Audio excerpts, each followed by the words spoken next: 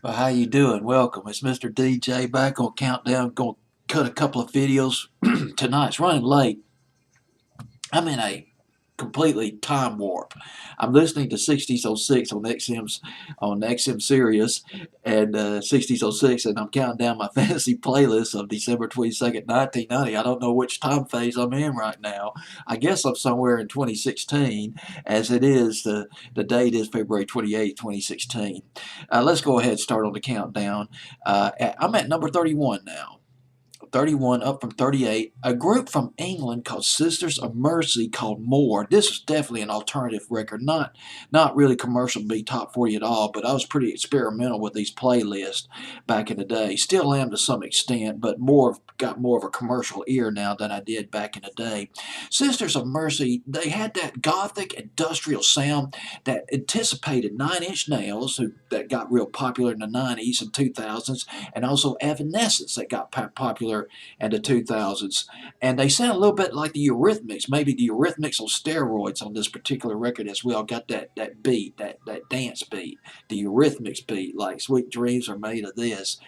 The Sisters of Mercy, they're from Leeds, England. They started in 1977, but they put out about 3 albums, but different lineup on each album. The only constant as far as group members go was Andrew Eldridge and his drum machine.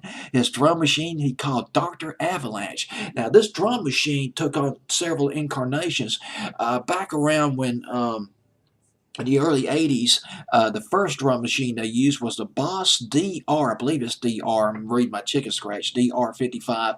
Then he graduated. Then Eldridge graduated to the Roland TR 606. Then the Roland TR 909, all produced by the Roland Corporation of Japan. Now, the TR 909, as far as drum machines go, this was a more advanced drum machine. It didn't just store patterns. It didn't store drum patterns from other songs. It stored entire songs, multiple sections of entire songs in this particular drum machine. But here's the thing: after Sisters of Mercy came out with their first album, it was called First and Last and Always. They upgraded their drum machine to a Yamaha RX5, and it was buffed up by a sampler called S1000 and AKS 900. Boy, that's a lot of letters and numbers. And you're saying to yourself, Mr. DJ, what the hell are you talking about? Do you know what you're talking about? And my answer is, well, not really. I'm thinking though that there's probably a tech geek out there who gets all this and probably appreciates the information about drum machines.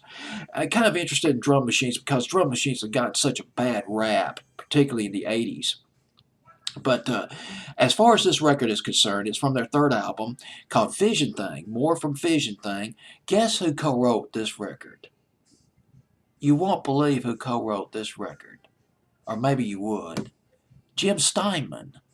Jim Steinman, the guy who co-produced Bat Out of Hell, along with Todd Rundgren by Meatloaf. But he also produced Total Eclipse of the Heart by Bonnie Tyler, and also Read 'Em and Weep by Barry Manilow. He produced that.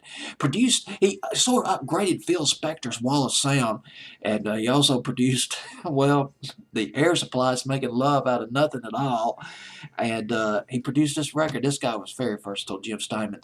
You might remember Jim Steinman had a hit. Anybody remember Jim Steinman? His hit back in the summer of 1981 was it called Rock and Roll Never Forgets, I believe was the name of the record. Well, anyway, he co-wrote this record along with Andrew Eldridge. The song is called More. I believe I covered all the brass tacks on this particular record. I'm done. Here it is. Sisters of Mercy with More at number 31 on my fantasy playlist of December 22nd, 1990.